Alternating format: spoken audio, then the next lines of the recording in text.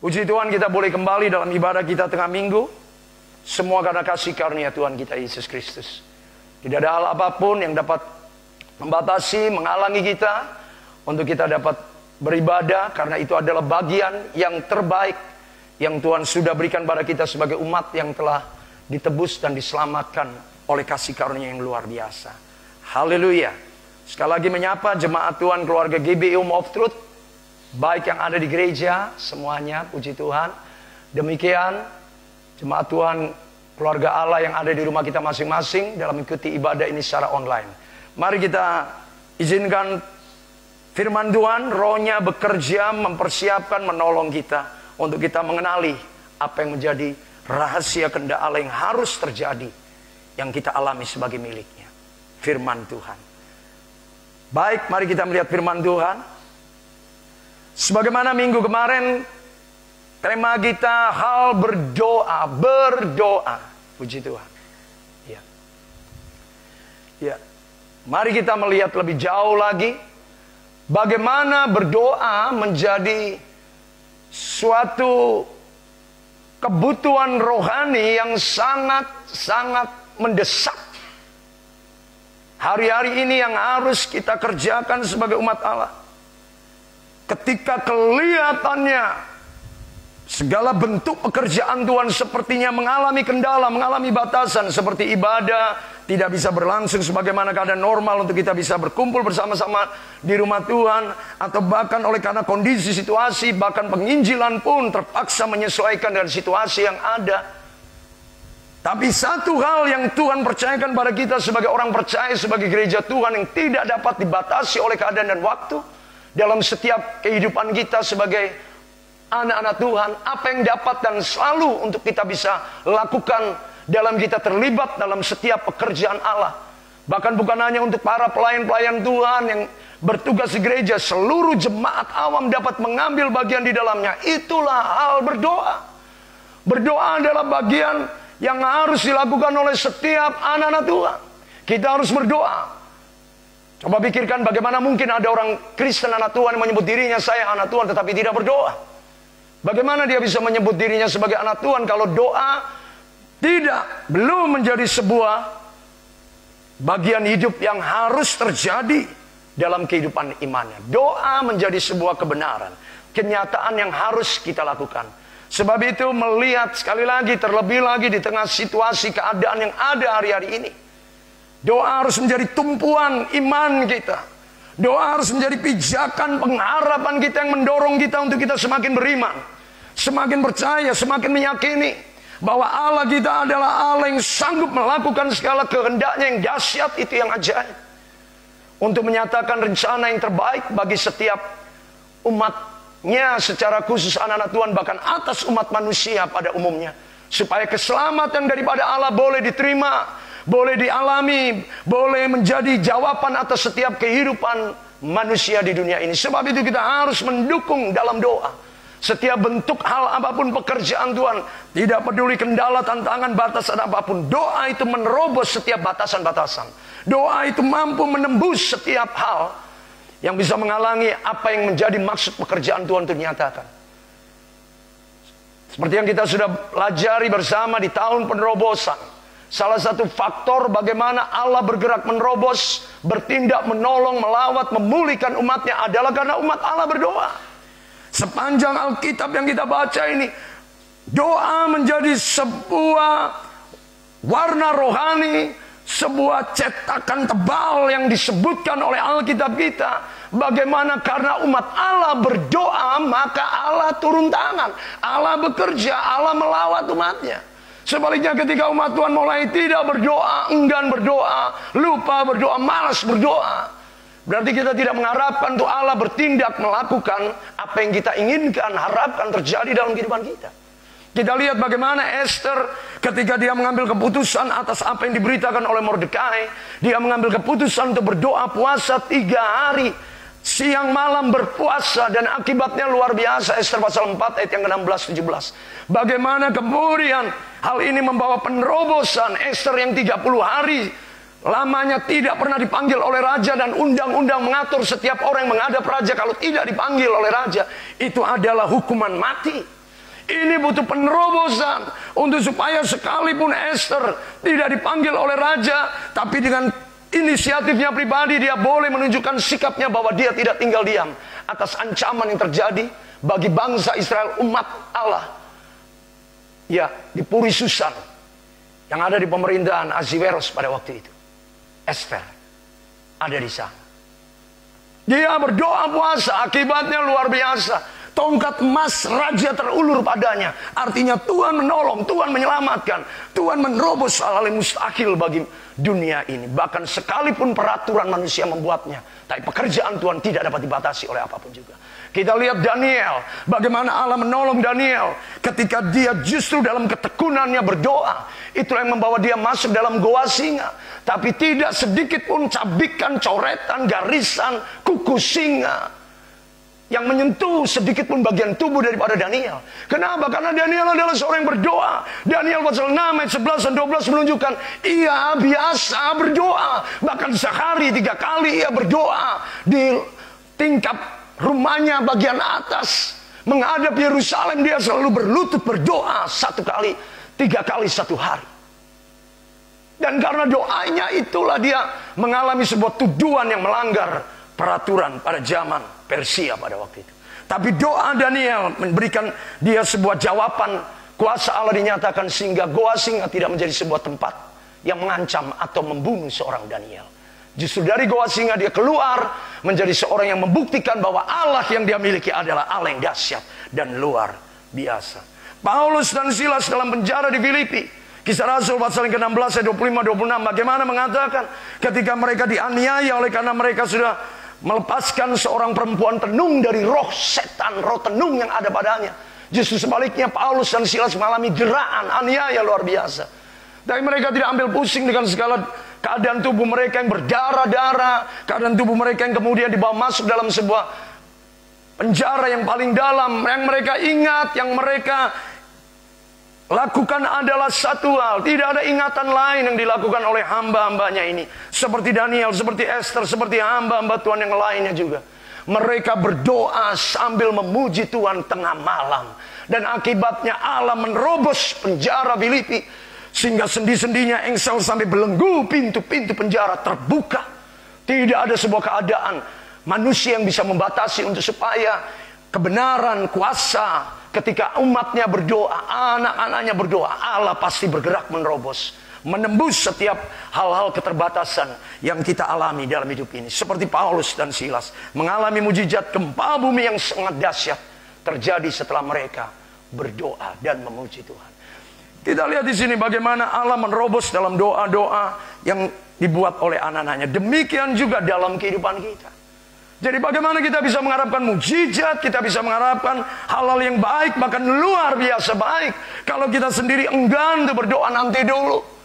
Mari mulai malam ini, bahkan minggu kemarin, kebenaran ini sudah disampaikan. Mari keluarga jemaat GBM of Truth, jangankan hari-harimu berlalu tanpa mesbah doa, tanpa waktu doa, tanpa jam-jam doa yang harus engkau lewati bersama Tuhan. Ingat, hari-hari ini adalah hari yang jahat. Tidak ada hal yang bisa kita andalkan melewati keadaan dunia yang jahat ini kalau kita tidak berjalan dalam penyertaan Tuhan. Kalau tidak Allah beserta kita, bagaimana kita dapat menerobos melewati setiap kondisi-kondisi yang sungguh tidak main-main keadaan yang terjadi hari-hari ini. Persiapkan dirimu melalui kehidupan doamu untuk mengalami janji penerobosan Tuhan berikan. Nah, kita melihat kembali Nabi Habakuk, ya, yang sudah kita baca kemarin dan sudah kita bicarakan beberapa pokok dalam Nabi Habakuk. Mari kita lihat lebih jauh bagaimana Nabi Habakuk sendiri berdoa dan dia mengalami penerobosan dalam doanya itu. Ada 3 hal penting yang saya temukan melalui kitab Nabi Habakuk seluruhnya dari pasal 1, 2, 3. Ada 3 hal penting yang menjadi kebenaran yang kemudian diulangi lagi, disebutkan lagi dalam perjanjian baru. Menjadi sebuah kebenaran yang sungguh menjadi sebuah profetik nubuatan firman Tuhan yang luar biasa. Sehingga apa yang dikatakan Allah kepada Nabi Habakuk menjadi kebenaran yang kemudian diulang-ulangi, bahkan menjadi sebuah dasar kebenaran iman bagi orang-orang percaya dalam kehidupan perjanjian baru, demikian juga bagi kita sekarang ini.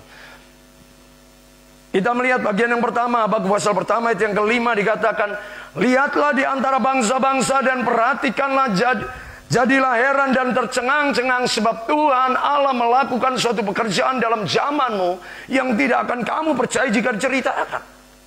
Hal ini bisa berbicara tentang keajaiban, mujizat yang terjadi, dan itu terjadi kemudian dengan cara yang luar biasa.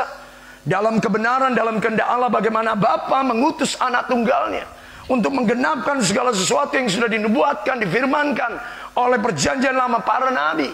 Dengan tanda-tanda heran yang dilakukan oleh anak Allah Mesias itu, yaitu Tuhan Yesus Kristus, di bumi ini 2000 tahun yang lalu. Tidak lama kemudian, 700 tahun kemudian, Tuhan Yesus lahir dan melakukan segala perbuatan-perbuatan ajaib yang tidak pernah terjadi sebelumnya. Bagaimana seorang anak manusia, yaitu anak Allah, telah datang ke dalam dunia ini untuk menyatakan kemuliaannya secara luar biasa. Yang kedua dinyatakan dalam Habakuk pasal 2 ayat 4b, orang benar akan, tetapi orang benar akan hidup karena percayanya. Bukan hanya Allah melakukan keajaibannya, kuasanya, kekuatannya dinyatakan, tapi juga Allah mau menyatakan bagaimana kita pun sebagai orang percaya turut dibenarkan, turut dapat mengambil bagian dalam kemuliaan dan kuasa yang dijanjikan di Habakuk 1 ayat 5. Hal-hal yang tidak dapat kita percayai, yang mengagumkan, yang luar biasa, itu juga Allah berikan kepada kita. Karena anak Allah datang untuk membenarkan, menyucikan, menguduskan kita.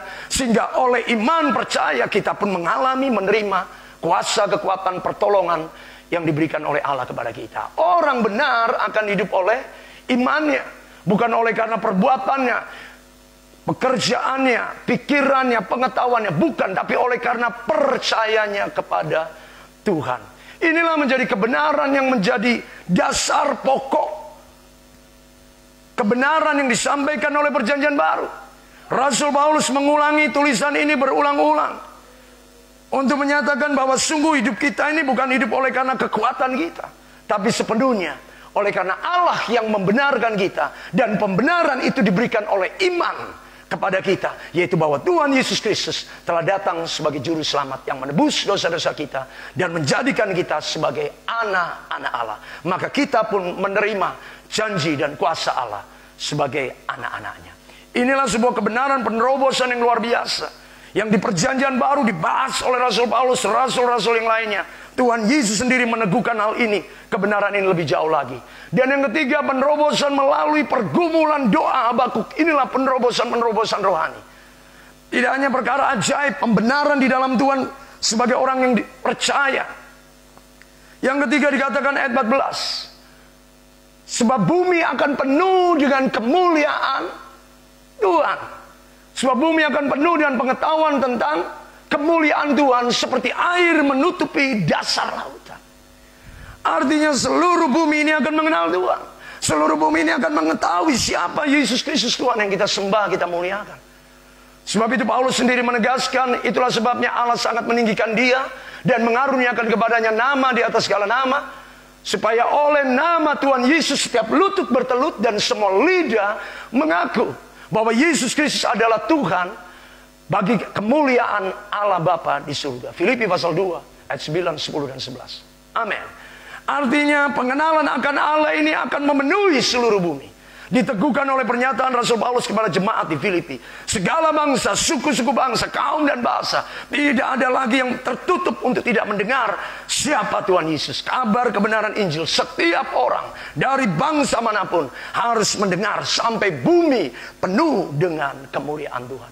Ini 3 pernyataan rohani penerobosan yang luar biasa. Berkat rohani yang diterima oleh Nabi Habakuk ketika dia masuk dalam pergumulan doa. Ini loh, kalau kita masuk dalam doa, kehidupan doa, bergumul dalam doa, ada banyak pernyataan-pernyataan Allah yang begitu penting melalui hambanya seperti Nabi Habakuk yang Allah mau sampaikan, Allah mau beritahukan. Demikian juga sesungguhnya Allah mau menerobos dalam kehidupan kita. Untuk Allah mau ngomong, tapi bagaimana Allah bisa ngomong kalau kita tidak memberi kesempatan untuk Allah berbicara kepada kita? Kita sibuk dengan urusan kita, kita tidak punya waktu. Kita katakan masih ada yang lebih penting daripada sekedar berdoa. Kasihan. Masih ada banyak orang Kristen yang menganggap ada hal yang lain yang lebih penting daripada saya berdoa. Engkau tidak tahu bahwa oleh karena kasih karunia Tuhan, nafasmu, hidupmu, kesehatanmu, sehingga engkau menganggap sepele arti doa. Coba engkau lakukan terus. Engkau tidak usah berdoa waktu makan, tidur tidak usah berdoa. Maka saya berani katakan, tidak lama engkau akan kerasukan setan. Tidak lama roh duniawi akan menyerbu dalam kehidupan. Tidak lama rumah tanggamu akan berantakan kacau balau. Biarkan kehidupan kita tidak berdoa. Sebab itu mari, sebaliknya kalau engkau berdoa, sesuatu yang daripada Tuhan akan terjadi dalam kehidupanmu. Karena berulang-ulang Tuhan Yesus sendiri mengatakan, berjaga-jagalah dan berdoalah supaya kamu jangan jatuh ke dalam pencobaan, bahkan ke dalam berbagai-bagai pencobaan. Jadi faktor yang membuat banyak anak Tuhan jatuh dalam pencobaan adalah karena tidak berdoa. Yakobus pasal 4 ayat 1 dan 2 memberitahukan hal itu. Kenapa kamu saling iri, dengki, hawa nafsu, sampai kamu saling menyakiti satu sama lain, bahkan sampai membunuh? Karena kamu tidak menerima apa-apa. Kenapa kamu tidak menerima apa-apa? Sehingga kamu iri, dengki kepada orang. Karena kamu tidak berdoa. Yakobus 4 ayat 2. Atau kamu berdoa juga tetapi kamu salah berdoa. Doa tidak menjadi sebuah sikap merendahkan diri, tapi hanya untuk mencari kepentingan hawa nafsu. Sebab itu Allah tidak berkenan dengan doa-doa kita. Kita sudah belajar bagaimana kita harus membangun sebuah kehidupan yang berkenan. Berbicara tentang kronos waktu Tuhan. Rabu yang lalu, Rabu kemarin. Waktu Tuhan itu sangat tergantung, bukan soal lamanya kapan Tuhan prosesnya, bukan. Proses itu bisa sangat cepat asal kita sungguh berkenan kepada Tuhan. Kalau kita hidup sungguh-sungguh pada Tuhan, tidak menjadikan doa menjadi hal-hal yang hanya untuk memuaskan kepentingan pribadi karena lagi kepepet, lagi sulit, baru berdoa, baru cari Tuhan, baru mengejar keinginan, baru rendah hati. Tapi kalau tidak ada masalah, sibuk dengan diri sendiri. Jangan seperti ini. Kita harus berdoa sungguh-sungguh dengan motivasi yang benar, karena Allah mencari orang yang berkenan, bukan yang sekedar berdoa. Doa dengan berkenan, doa orang benar, Yakobus 5:16b. Bukan hanya sekedar cuap-cuap atau lebih lagi mencari kepentingan diri sendiri, hawa nafsu kita. Bagaimana Allah bisa berkenan? Baru kita bicara bila dengan yakin didoakan. Bila dengan yakin baru bicara iman. Makanya dikatakan orang benar dulu. Baru kita bicara hidup dengan iman. Artinya kita yang sudah dibenarkan oleh darah Tuhan Yesus, kita yang sudah diampuni dosa-dosa kita, jangan kita lagi hidup dalam tabiat lama, kehidupan dosa, manusia dosa. Akibatnya perkenanan Allah tidak ada. Kemudian kita hanya klaim, yang penting saya percaya, yang penting saya beriman. Banyak tipe orang Kristen seperti ini. Tapi tidak dapat mempertanggungjawabkan hidupnya sehari-hari di hadapan Tuhan. Bagaimana kita harus semakin hidup kudus, takut akan Tuhan. Supaya segala sesuatu dalam kehidupan kita dapat bertanggung jawab atas setiap hal yang Tuhan berikan dalam kehidupan kita. Di dalam takut akan Tuhan. Nah, kita lihat di sini bagaimana Habakuk berdoa dengan sepenuh hati. Bukan sekali bergumul untuk hal-hal yang sederhana. Lihat bagaimana perikop-perikop judul daripada kitab Habakuk ini sendiri. Mulai ayat yang Habakuk pasal yang pertama dimulai dengan judul ayat 1, ucapan ilahi dalam penglihatan Nabi Habakuk. Ayat yang kedua diawali dengan semua ini luar biasa. Jadi ini sebuah penglihatan, ini adalah murni penglihatan. Penglihatan yang membuat seorang nabi melihat peristiwa-peristiwa ke depan yang akan terjadi. Karena itu ayat yang kedua sampai di 4 dikatakan keluhan terhadap ketidakadilan. Kemudian ayat 5-11 adalah penghukuman yang dilakukan oleh orang Kasdim. 5-11. Habakuk melihat sebuah penglihatan yang mengerikan dan luar biasa. Akibat daripada ketidakadilan yang dia lihat. Ketidakadilan yang Tuhan izinkan. Dia ketahui. Bahkan sebaliknya, bukan hanya bagaimana penghukuman yang dijalankan orang Kasdim. Pada ayat yang ke-6 sampai dengan ayat 17. Bahkan Tuhan sendiri pun seolah-olah berdiam diri. Di manakah keadilan Tuhan? Sampai Habakuk sendiri mempertanyakan, Tuhan, adakah engkau menutup mata seperti yang dikatakan pada ayat yang ke-13? Matamu terlalu suci melihat kejahatan, dan engkau tidak dapat melihat kelaliman. Ya Tuhan, engkau menetapkan dia untuk menghukum. Engkau menentukan dia untuk menyiksa. Ayat 13 Habakuk pasal pertama. Setelah ayat 12 dikatakan, bukankah engkau ya Tuhan dari dahulu Allah kami yang maha kudus? Tidak akan mati kami.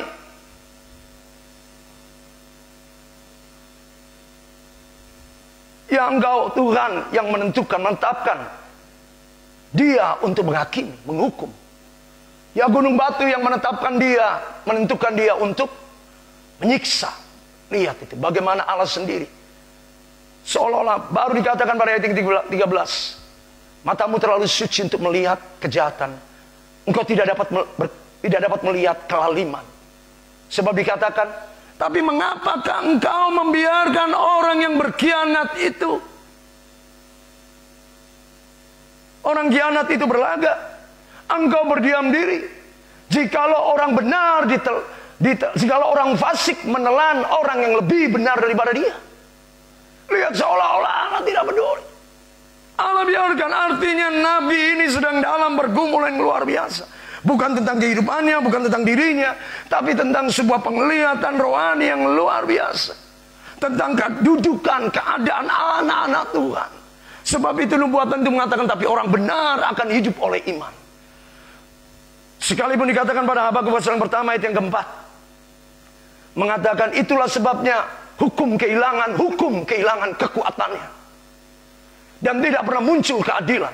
Sebab orang fasik mengepung orang benar. Itulah sebabnya keadilan muncul terbalik.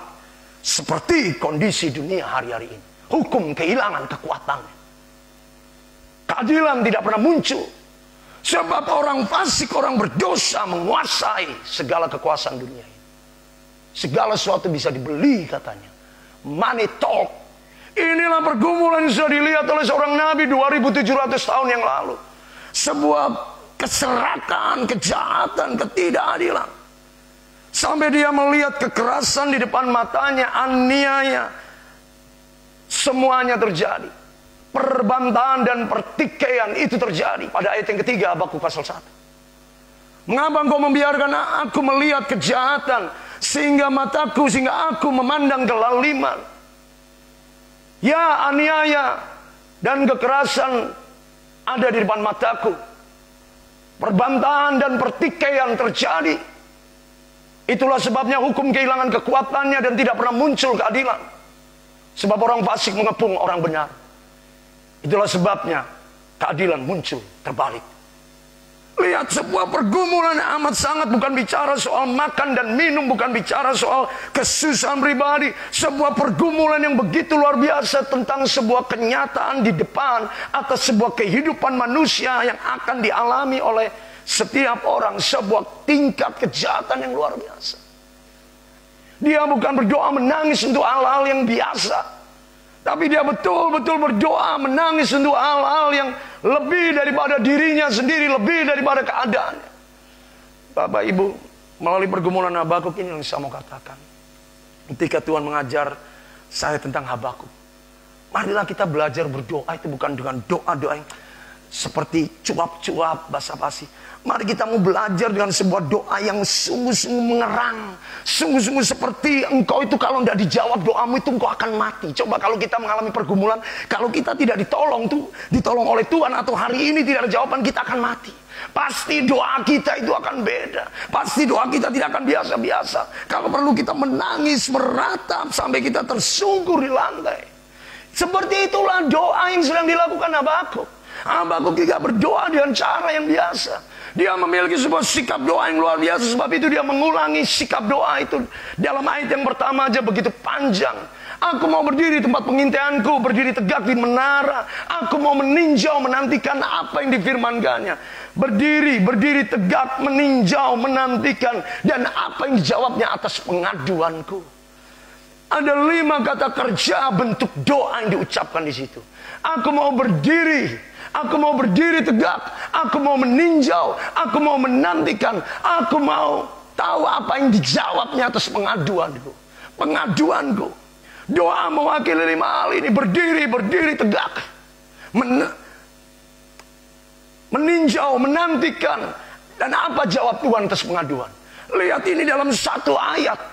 Sebuah pernyataan yang begitu dahsyat sedang Habakuk naikkan. Karena dia memang melihat sebuah situasi yang sangat mengerikan. Bahkan sampai Tuhan sendiri pun tidak berbuat apa-apa. Seolah-olah Tuhan membiarkannya begitu rupa. Seperti yang dikatakan selanjutnya dalam bacaan kita Habakuk pasal pertama pada ayat yang ke-14 kemudian dikatakan, ya, engkaulah yang menjadikan manusia seperti ikan-ikan di laut, seperti binatang-binatang melata yang tidak ada pemerintahannya. Semua mereka manusia itu seperti ikan di laut. Nasibnya, keadaannya seperti binatang melata yang tidak ada pemerintahannya. Artinya sebuah kekacauan yang luar biasa. Karena Tuhan sendiri sepertinya berdiam diri, tidak berbuat apa-apa. Bayangkan kalau kita melihat keadaan sebuah bangsa, sebuah wilayah seperti ini. Tidak ada pemerintahan, tidak ada aturan, tidak ada penegakan keadilan kebenaran, apa yang terjadi. Seperti itulah yang dilihat oleh Nabi Habakuk ini. Sebab itu pernyataan doanya luar biasa. Semuanya mereka diangkat dengan kail ke atas, ditarik ke atas dengan kail. Mereka semuanya ditangkap dengan pukat dan dikumpulkan dalam payang-payangnya. Itulah sebabnya mereka ia bersukaria dan bersorak-sorai. Itulah sebabnya pada ayat yang 16 dikatakan. Habakuk pasal pertama. Ya. Itulah sebabnya dipersembahkannya korban pada pukatnya dan dibakarnya korban pada payang-payangnya. Oleh karena alat-alat itulah mereka mendapatkan kemewahan dan rezeki mereka berlimpah-limpah. Lihat gambaran dunia yang mendapatkan kesuksesan dengan cara-cara duniawi diberitahukan oleh Habakuk. Dan itu sangat menyedihkan.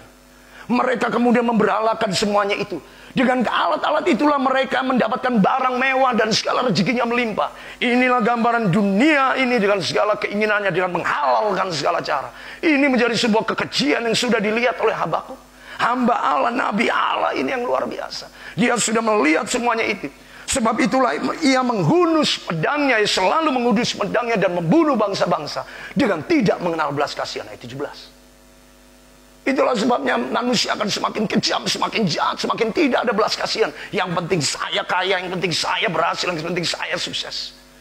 Dengan segala cara. Inilah yang terjadi seluruh dunia seolah-olah mulai ditaklukkan pada satu kekuasaan seperti yang dilihat oleh Habakuk dalam ayat yang ke-7 sampai dengan 11. Yang dikatakan pada ayat yang ke-13. Bangsa itu dahsyat dan menakutkan, keadilan dan keluhurannya berasal dari dirinya sendiri. Larinya lebih cepat daripada macan tutul, lebih ganas daripada singa pada waktu malam. Pasukan berkudanya datang menderap. Dari jauh mereka datang, terbang seperti Raja Wali menyerang mangsanya. Seluruh bangsa itu melakukan kekerasan. Serangan pasukan depannya seperti angin timur. Dan mereka mengumpulkan tawanan seperti banyaknya pasir. Raja-raja dicemoohkannya, penguasa-penguasa dijadikannya tertawaan. Ditertawakannya setiap tempat yang berkubu. Ditimbunnya tanah, direbutnya tempat itu. Maka berlarilah mereka seperti angin. Dan terus bergerak. Demikianlah mereka bersalah dengan mendewakan kekuatannya. Habakuk 1. Ayat 13 sampai dengan 11. Maaf. Ayat 7 sampai dengan 11. Habakuk melihat sebuah kejahatan yang berusaha menguasai dunia ini. Dan yang sekarang ini semakin nyata. Bagaimana orang-orang ini dengan pukatnya, dengan payangnya. Mereka ini berusaha, itulah yang mereka sembah. Dan sebab itu yang mereka mau membuat diri mereka berhasil dan kekuatannya sendiri. Mendewakan itu semuanya. Dan untuk hal kenyataan seperti inilah Habakuk berdoa sedemikian rupa. Aku berdiri di menara, tempat pengintaian, berdiri tegak di menara. Aku meninjau, menantikan apa yang dijawabnya atas pengaduan. Dia sungguh-sungguh berdoa. Bapak Ibu berdoalah seolah-olah kalau Tuhan tidak menjawab, engkau akan mati karena tidak ada yang jawab. Mari kita berdoa seperti ini. Berdoalah seolah-olah tidak ada orang lain lagi yang bisa menolong kamu. Berdoalah seolah-olah tidak ada pikiran, tidak ada perasaan manusiawi lagi yang ada dalam dirimu. Selain yang ada dalam hatimu hanya Tuhan Yesus. Tidak ada lain Tuhan. Ini yang dilakukan seorang Habakuk. Makanya 3 hal kebenaran itu luar biasa. Orang benar akan hidup oleh iman. Sebab bumi akan penuh dengan pengetahuan tentang kemuliaan Tuhan. Seperti air menutupi dasar lautan. Itu sebuah kebenaran yang tidak disebutkan oleh Nabi Yeremia, Yeskiel, Yesaya. Sekalipun mereka nabi-nabi yang luar biasa. Nabi ini menuliskan sebuah kitab kecil, tetapi di dalamnya mengandung sebuah pesan rohani yang sangat dalam. Sebuah pernyataan janji Allah bagaimana seluruh dunia ini akan percaya, mengenal, dan mengalami melihat kemuliaan Tuhan. Kenapa? Karena Nabi ini sungguh masuk dalam pergumulan yang amat sangat. Nabi ini sungguh mengerti bagaimana dia harus berdoa.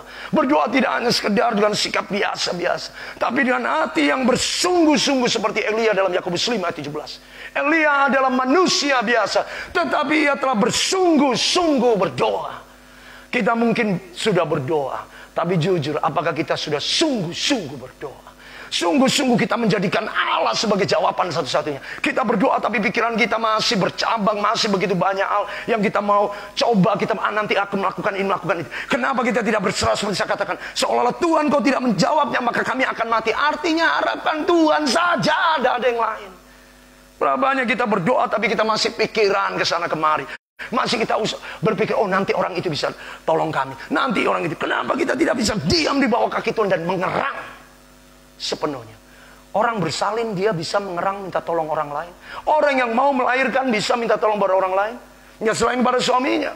Tapi sejujurnya apa yang bisa dibuat suaminya? Dokter, perawat tidak bisa. Ini adalah tergantung dia dengan kekuatan dalam dirinya. Untuk dia meyakini bahwa anak dalam kandungannya akan dilahirkan. Semuanya tidak dipengaruhi. Dokter pun hanya bisa membantu secara medis. Suami hanya secara moral. Tapi keadaan sepenuhnya proses kelahiran itu adalah tergantung daripada ibu yang mengandung dan mau melahirkan. Doa itu harusnya seperti itu. Ini tidak dipengaruhi orang lain, tidak dipengaruhi oleh perawat, tidak dipengaruhi oleh dokter, tidak dipengaruhi bahkan oleh suamimu sendiri. Tapi sepenuhnya bagaimana engkau meyakini engkau dengan Tuhan.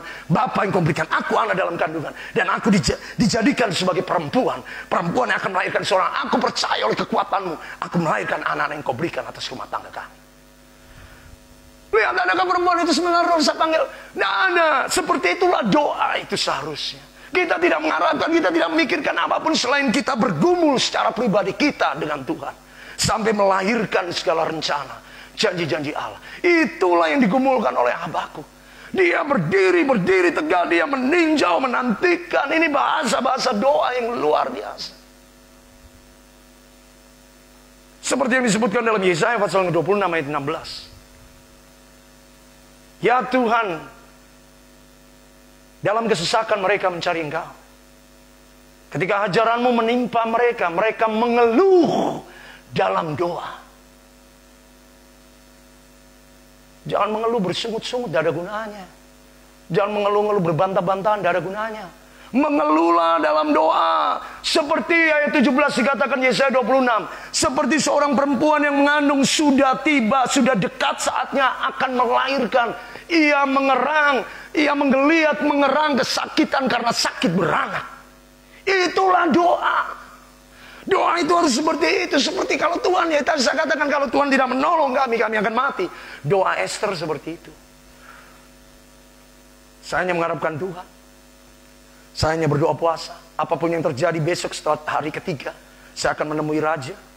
Kalaupun aku harus mati, biarlah itu terjadi menurut kehendak Tuhan. Kita berdoa dengan sebuah hubungan tingkat keintiman dengan Allah yang mempertaruhkan segala-galanya supaya sungguh kebergantungan kita itu mutlak kepada Tuhan. Doa-doa kita menjadi sebuah erangan seruan yang sungguh-sungguh dahsyat bagi Allah sendiri.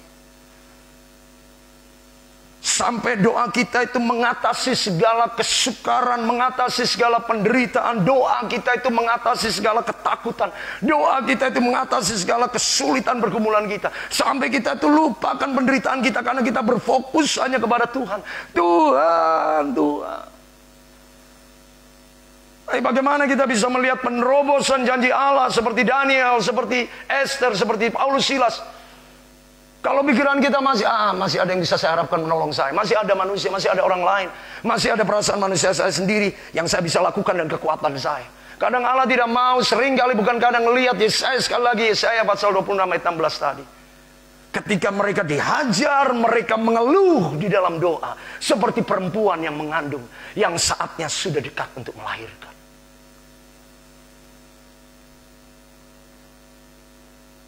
Paulus sendiri berkata, demikianlah Roh menolong kita dalam kelemahan kita. Roma 8 ayat 26. Demikianlah Roh menolong kita dalam kelemahan kita. Sebab kita tidak tahu bagaimana seharusnya kita berdoa. Sesungguhnya kita ini tidak bisa berdoa berkata-kata. Apalagi yang berdoa dengan motivasi yang salah. Apalagi berdoa yang cuma dengan mulut, bahasa kata-kata yang indah. Tapi sebenarnya hatimu tidak sesuai dengan mulutmu. Bagaimana lagi kita bisa mengatakan, oh saya sudah berdoa di hadapan Tuhan. Kita harus berdoa. Keadaan seolah-olah kami mati kalau Tuhan tidak menjawab kita. Itu adalah doa yang disimpulkan oleh Rasul Paulus. Dalam Roma pasal 8 ayat 26. Pengharapan anak-anak Allah judulnya. Kita punya pengharapan. Salah satu pengharapan ini dijangkau dengan doa. Dan doa yang sungguh mengerang di dalam Allah. Saya mengatakan. Doa yang kalau kita sudah tidak bisa menanggung lagi. Itu bukan lagi kita yang berdoa. Roh menolong kita. Kalau saudara masih berdoa, bisa berdoa dengan akal budi. Saudara belum dalam puncak daripada ketidakmampuan kita berdoa. Kenapa kita perlu mengizinkan Roh Kudus? Bahkan kenapa kita harus menerima karunia bahasa roh? Karena Roh Kudus, bahasa roh, itu akan membawa kita untuk kita berada pada sebuah puncak doa. Di mana tidak ada kata-kata, tidak ada pikiran kita, perasaan kita yang bisa mengolah apa yang ada dalam hati kita. Kita keluarkan dalam bentukan. Tidak ada lagi yang bisa. Too hard, too heavy, too weight, too difficult everything in your life. Coba kalau orang sudah mulai, makanya kenapa ada orang stres, ada depresi. Itu orang yang sudah tidak bisa mikir, linglung sampean. Karena sudah terlalu berat bebannya. Makanya ada orang stres bahkan sampai gila. Seharusnya kita di dalam Tuhan pun, kita menyadari bahwa kita pun, saya tidak katakan bahwa kita harus stres dulu. Kadang Tuhan izinkan stres supaya kita ini ya tadi tidak mengandalkan pikiran kita. Kehebatan kita. Ayo kalau tidak stres gini, tidak ada stress up, tidak ada tekanan gini. Supaya kita sungguh-sungguh menyerahkan seluruh keberadaan kita ke dalam tangan Tuhan. Rasul Paulus memberitahukan. Sampai dengan sebuah kesimpulan. Demikianlah Roh membantu kita dalam kelemahan kita. Sebab kita tidak tahu bagaimana sebenarnya harus berdoa. Bayangan kita ini nggak tahu. Untuk kita mengutarakan masalah kita, mengadu kepada Tuhan, kita nggak tahu. Nggak bisa. Ini kata seorang rasul yang sangat dipakai oleh Tuhan.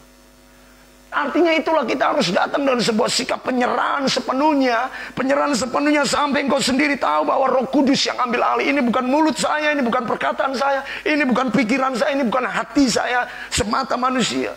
Tapi perasaan saya, tapi sepenuhnya Roh Kudus ambil alih sampai kita sendiri seperti dibuat lupa tentang masalah itu. Karena Roh Kudus mengatakan kemudian, dan Roh itu sendiri berdoa untuk Roh itu sendiri berdoa. Ini loh berdoa yang dalam keadaan seperti perempuan sakit bersalin. Bayangkan wanita, perempuan yang melahirkan, saya bisa bayang. Hanya dia dengan Tuhan. Tuhan itu siapa yang bisa buat dia melahirkan? Tuhan. Lihat begitu banyak kondisi gagal bersalin. Begitu banyak anak gugurkan dalam proses kelahiran. Itu hanya orang itu, wanita itu dengan Tuhan. Bahkan dia sudah Tuhan, aku udah tahu ya tadi tiba-tiba yes. Hanya Roh Tuhan yang ambil alih. Seperti itulah doa itu. Mengerang sedemikian rupa. Sehingga kita tidak lagi memikirkan pikiran, perasaan kita tergantung pada suatu hal. Tapi orang itu pernah berjanji. Tapi orang itu pernah mengatakan sesuatu yang buat kami. Kenapa kita tidak? Masih perasaan, pikiran kita berjalan. Kenapa kita tidak izinkan Roh Kudus ambil alih? Itulah sebabnya kita tidak menerima jawaban doa sebagaimana yang seharusnya kuasa doa itu terjadi. Roh itu sendiri yang berdoa untuk kita kepada Allah dengan keluhan. Lihat itu. Tidak perlu kita lagi yang mengeluh.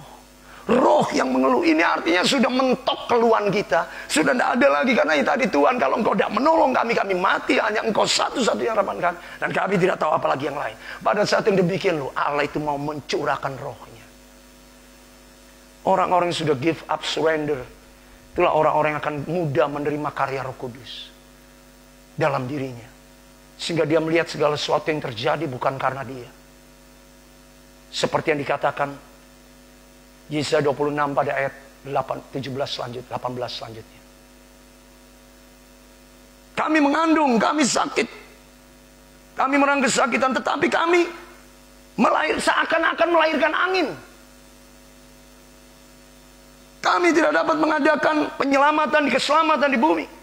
Tidak ada yang lahir di dunia oleh karena kami. Semuanya karena Tuhan. Sebaliknya pada ayat yang ke-19. Ya Tuhan. Hanya Engkau dengan kata lain. Orang-orang mati akan hidup oleh karena Tuhan. Mayat-mayat akan dibangkitkan. Hai orang-orang yang dikuburkan. Bangkit dan bersoraklah sebab embun Tuhan adalah embun terang. Bahkan sampai dikatakan demikian rupa kalau kita sudah berdoa seperti ini. Bumi pun akan membangkitkan arwahnya. Ayat 19 Yesaya 26. Apabila kita sungguh-sungguh berdoa. Sebab itu ayat 20 dikatakan. Marilah bangsaku masuk dalam kamarmu. Bangsa kok bicara kamar. Ini semua. Bangsa kan masuklah ke dalam kotamu. Bangsa kok masuk dalam kamar. Ini bicara doa. Mari kita berdoa sedemikian. Masuk dalam kamarmu dan sesudah kamu masuk kamarmu, tutuplah pintunya, bersembunyilah untuk beberapa saat, artinya berdiam diri di bawah kaki Tuhan. Seperti yang disebutkan Habakuk pasal 2 ayat yang ke-20. Tetapi Tuhan ada dalam bait yang kudus. Berdiam dirilah ya segenap bangsa. Habakuk 2 ayat 20. Doa itu adalah sikap berdiam diri. Kata Yesaya bersembunyi masuk dalam kamar. Perjanjian baru mengajarkan tentang doa. Kalau kamu berdoa, masuklah dalam kamarmu. Dalam Matius pasal yang kelima. Ayat 7 dan 8 berbicara tentang doa. Bagaimana kemudian Tuhan Yesus mengajarkan doa Bapa kami. Kalau kamu berdoa, masuklah dalam kamarmu. Tutuplah pintunya. Karena Allah melihat hal yang tersembunyi.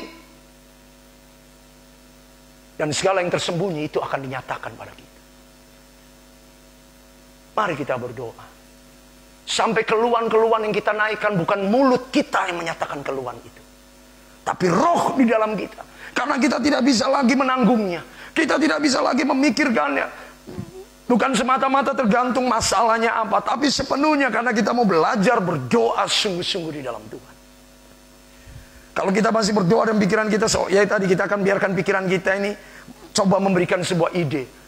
Nggak usah terlalu berdoa kencang-kencang, berlebihan seperti itu. Tahu masih ada jalan, tahu masih ada ini dan itu yang kau bisa usahakan. Inilah yang sering kali.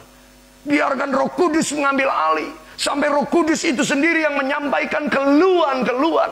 Roh sendiri yang berdoa untuk kita kepada Allah dengan keluhan-keluhan yang tidak terucapkan. Inilah doa seperti seorang perempuan yang mengandung. Mengerang seolah-olah ini sudah bicara mati hidup. Dan tidak ada perhatian pada hal yang lainnya. Sebab itu ayat yang ke-28, ayat yang ke-27, Roma 8 dikatakan. Dan Allah yang menyelidiki hatimu nurani, lihat Allah menyelidiki hati. Kalau kita berdoa, Allah itu menyelidiki hati. Kita pikir Allah cuma dengar suara kita saja kan. Oh inilah doa orang. Tidak, dalam Allah melihat doa-doa kita, Allah menyelidiki hati. Hati kita sudah benar belum di hadapan Allah. Hati nurani kita, baca betul baik-baik Roma pasal 8 ayat yang ke-27. Dan Allah yang menyelidiki hati nurani, mengetahui apa yang dimaksudkan roh. Yaitu bahwa ia sesuai kehendak Allah. Doa itu harus sesuai kehendak Allah. Sesuai kehendak Allah, berdoa untuk orang-orang kudus. Roh itu menolong kita. Kita tidak bisa mengerti kehendak Allah itu yang bagaimana. Karena itu kita harus belajar membangun suatu kehidupan doa kita sedemikian rupa melalui Nabi Habakuk ini. Supaya dalam doa-doa kita sungguh Allah mengadakan penerobosan. Doa di mana kita sungguh-sungguh tidak lagi membiarkan pikiran manusiawi kita menjadi faktor yang bisa kita harapkan. Oh jangan-jangan Tuhan berbicara melalui. Karena kita tidak perlu mikirkan faktor. Nanti biar aja Tuhan sendiri yang bikin mujizatnya. Kalaupun ada orang mau dipakai, biar orang itu sendiri yang datang. Kalaupun ada mujizat terjadi, biar mujizat itu terjadi seketika itu juga seperti orang lumpuh 38 tahun. Kita tidak perlu berreka-rekakannya dengan perasaan dan pikiran kita seolah-olah kita mau mengatur Tuhan. Cara jawaban doa seperti ini, seperti itu. Itulah kita belum mati daripada keakuan kita ketika kita berdoa. Sehingga kita lupa bahwa ketika kita berdoa, Tuhan tidak hanya mendengar suara kita, tapi Allah juga menyelidiki hati kita. Have you right before the Lord? Adakah kita sudah benar di hadapan Tuhan?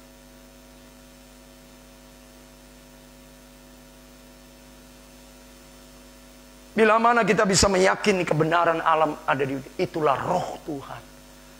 Kita nggak bisa berdoa. Makanya minta roh Allah menguasai kita.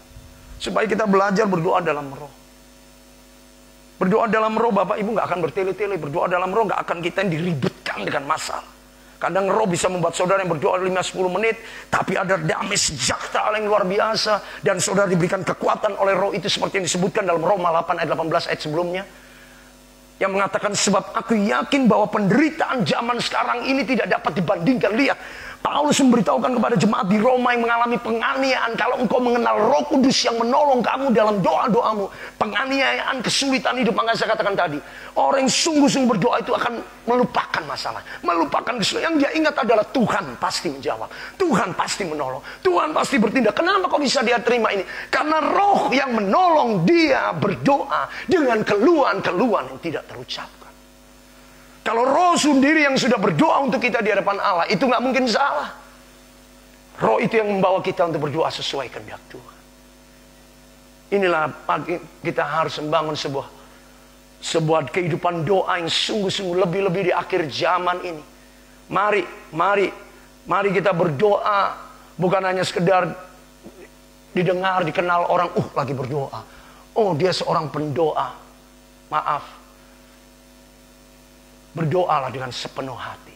Jangan bangga menyebut dirimu sebagai pendoa, tapi kalau engkau tidak sungguh-sungguh berdoa sebagaimana yang Allah kehendaki dalam kehidupanmu. Seorang berdoa pasti akan mengalami pewahyuan Allah yang luar biasa. Lihat Habakuk. Saya sudah katakan tadi, Habakuk 1 ayat yang kelima, Habakuk 2 ayat yang 4b. Orang benar hidup karena imannya.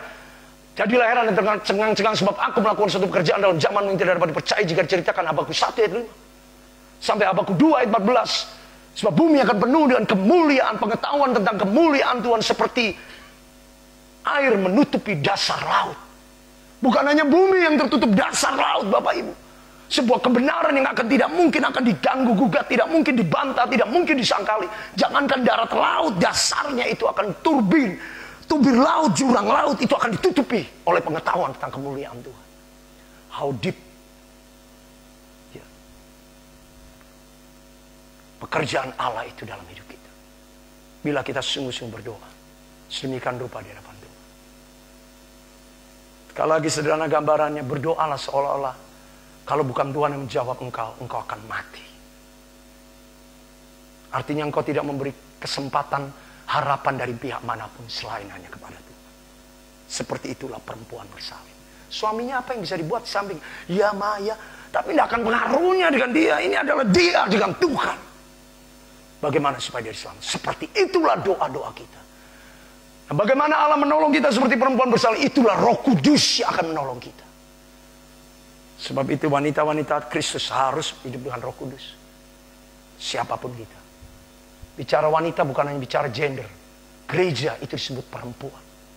Seperti mempelai perempuan. Kita harus menjadi wanita-wanita Allah. Gereja-gereja Tuhan harus menjadi mempelai-mempelai wanita Allah. Sungguh berjaga-jaga dan kuat di dalam Tuhan. Yang kedua, hal apa yang Habakuk sedang beritahukan pada kita tentang sikap berdoa. Saya mau mengajak kita lebih lagi melihat hal waspada. Doa ini tidak pernah luput dengan waspada, atau bahasa Alkitab banyak dipakai berjaga-jaga. Berjaga-jaga, beware. Berjaga-jaga. Sampai kita aware itu sadar. Beware itu berjaga-jaga. Orang yang berjaga-jaga akan memiliki kesadaran. Tapi orang kalau tidak berjaga-jaga nggak sadar, nggak insaf. Apa yang sedang terjadi dalam hidupnya? Bagaimana keadaannya? Sebab itu berjaga-jaga. Bila mana kita bisa berjaga-jaga supaya kita memiliki kesadaran. Ya tadi bila kita berdoa, doa. Makanya doa dalam moto Kristen disebut doa adalah nafas hidup. Kalau engkau tidak berdoa berarti tidak ada kesadaran. Engkau nggak siuman, engkau bisa pingsan, engkau bisa mati dalam kehidupan kekristenanmu. Karena engkau tidak berdoa. Doa itu memberikan sebuah roh yang berjaga-jaga untuk kita selalu dalam keadaan awareness, kesadaran penuh. Bagaimana kita harus hidup sebagai anak Tuhan. Bagaimana kita harus menjaga perilaku, tindakan kita. Karena apa? Karena roh yang berjaga-jaga itu di dalam kita. Kenapa roh yang berjaga-jaga ini demikian penting, Bapak Ibu? Kenapa doa diidentikan dengan berjaga-jaga? Karena di dalam doa kita lihat tadi bagaimana Roh Kudus itu mengambil alih, Roh Kudus itu menolong kita. Berdoa itu berarti membuat roh kita itu semakin kuat di dalam Tuhan. Roh kita itu semakin terjaga di dalam Tuhan. Sehingga kita tidak terlena, kita tidak terjatuh, kita tidak membiarkan segala tipu daya iblis yang menyimpangkan, menyesatkan, atau menjerat kita dalam kuasa dosa. Ketika Tuhan Yesus berkata pada saat waktu yang terakhir di Taman Getsemani, Matius pasal 26 ayat 41, berjaga-jagalah dan berdoalah supaya kamu jangan jatuh ke dalam pencobaan. Tuhan Yesus memberikan keterangan tambahan, roh memang penurut, tetapi daging lemah. Nah ini daging itu bisa menjadi penghalang. Daging ini lemah, bisa menjadi batu sandungan dalam diri kita untuk kita membangun manusia rohani kita. Untuk kita berdoa itu berarti kita sedang membangun manusia roh kita yang penurut. Untuk kita semakin kuat di dalam roh Tuhan. Dan daging ini semakin kita sangkali, kita salibkan. Bahkan tidak lagi daging ini dibangkit-bangkitkan dalam diri kita. Kita ini masih darah dan daging, masih debu, bolot, Bapak Ibu, daki. Artinya kita ini masih punya celah dosa yang begitu luar biasa. Nah bagaimana supaya celah dosa ini tidak menjadi sebuah batu sandungan, ujian bagi diri kita sendiri. Manusia roh kita, itulah roh yang berjaga-jaga, roh yang penurut itu harus diperkuat. Kita menuruti Tuhan, bukan kita tunduk kepada daging. Daging itu lemah, daging itu lebih menuruti dosa dan keinginannya. Sehingga daging ini bisa disalibkan karena apa? Karena roh di dalam kita, itu adalah roh yang kuat. Roh yang terus bertambah besar di dalam diri kita seperti yang dikatakan dalam Injil Lukas 1 ayat 80. Adapun anak itu bertambah besar dan makin kuat rohnya, tentang Yohanes Pembaptis. Makin kuat rohnya, Lukas 1 ayat 80. Adapun anak itu bertambah besar dan makin kuat rohnya. Roh kita itu harus makin kuat. Dimensi kehidupan orang Kristen itu ada 3. Kita hidup secara roh, jiwa, dan tubuh. Nah yang utama ini adalah manusia roh. Manusia rohani kita. Roh itu jadi kata rohani. Roh di sini adalah roh besar, yaitu roh Allah di dalam kita. Roma 8:26, demikian roh besar di situ. Itu adalah Roh Kudus, roh Allah yang diberikan pada kita. Karena ayat 14 dikatakan, semua orang dipimpin oleh Roh Kudus, itulah yang disebut anak-anak Allah. Roma 8:14. Semua orang disebut anak-anak Allah adalah mereka yang dipimpin oleh Roh Kudus. Jadi tanpa Roh Kudus di dalam kita, kita tidak dapat bertumbuh, bertambah, dan menjadi kuat sebagai anak-anak Allah. Ketika kita bertumbuh semakin kuat menjadi anak-anak Allah dalam Roh Kudus, maka daging ini pun akan semakin disalibkan, semakin disangkali, dan tidak menjadi celah bagi kehidupan kita. Sebab itu Tuhan Yesus kemudian menyatakan perkataannya setelah Tuhan berbicara di dalam Lukas pasal 21 ayat 7-19 tentang permulaan penderitaan atau akhir zaman. Lukas pasal 21 ayat 7-19, Tuhan Yesus berbicara tentang permulaan penderitaan. Itulah zaman baru. Ya, permulaan penderitaan. Itulah akhir zaman. Itulah pemerintahan si jahat antikris yang sudah di depan mata. Yang sistemnya sedang berjalan hari-hari ini. Dengan segala cara. Seperti yang dikatakan Habakuk. Ia mengangakkan mulutnya dan tidak kenyang-kenyang seperti dunia orang mati. Sehingga segala suku bangsa dikumpulkannya, segala bangsa dihimpunkannya untuk tunduk dalam satu kekuasaan. Inilah kekuasaan yang sedang dibangun oleh dunia ini. Si jahat yang hari ini memang tidak kelihatan. Hari ini kelihatannya semuanya masih memakai kata normal, new normal. Sampai pada akhirnya kita melihat di balik ini semuanya ada sebuah desain yang luar biasa. Dari si jahat itu yang sedang bekerja. Sebab itu kita harus berjaga-jaga, roh kita harus makin kuat di dalam Tuhan. Karena itu selanjutnya Lukas 21 pada ayat yang 34 Tuhan Yesus berbicara tentang hal berjaga-jaga demikian. Jagalah dirimu, dengan jelas ayat 34 Lukas 21. Janganlah hatimu, lihat bicara doa, bicara hati. Dan Allah yang menyelidiki hati nurani, Roma 8 ayat 27 tadi. Jagalah hatimu supaya jangan syarat dengan pesta pora, kemabukan, serta kepentingan-kepentingan duniawi. Ini kalau kita sudah terlanjur hal duniawi, pesta pora, kemabukan, kepentingan-kepentingan duniawi. Kalau ngomongin hal duniawi begitu cepat, urusan-urusan duniawi begitu cepat. Tapi kalau bicara tentang hal-hal yang rohani, ibadah, pekerjaan Tuhan, melayani Tuhan, anti lambat-lambat. Bagaimana Allah mau berpihak kepada kita? Bagaimana Allah mau bertindak atas kita? Jagalah dirimu, jelas Alkitab dengan amat sangat. Supaya hatimu jangan syarat. Syarat itu full, overload, berlebihan. Syarat itu penuh, luber. Roh kita harus kuat. Kalau gak kuat gak peka. Kalau roh kita lemah, daging kita yang tinggi gak peka roh kita. Gak apa-apa, yang penting saya ke gereja. Gak apa-apa, yang penting saya akan tetap menyembah Tuhan. Tapi engkau kenapa? Kenapa kau tidak rasa? Karena manusia rohanimu, rohmu itu lemah di dalam dirimu. Bukan penurut. Kalau rohmu menuruti kehendak Tuhan, daging ini akan disalibkan. Tapi karena rohmu lemah, daging itu yang kau turuti. Daging itu yang kita turuti. Seharusnya roh itu penurut, roh itu yang kita turuti. Daging yang ini yang kita salibkan. Tapi kalau roh kita lemah, daging ini yang kita turuti. Dosa ini akhirnya nggak rasa. Nggak rasa alarm, kau sudah jatuh.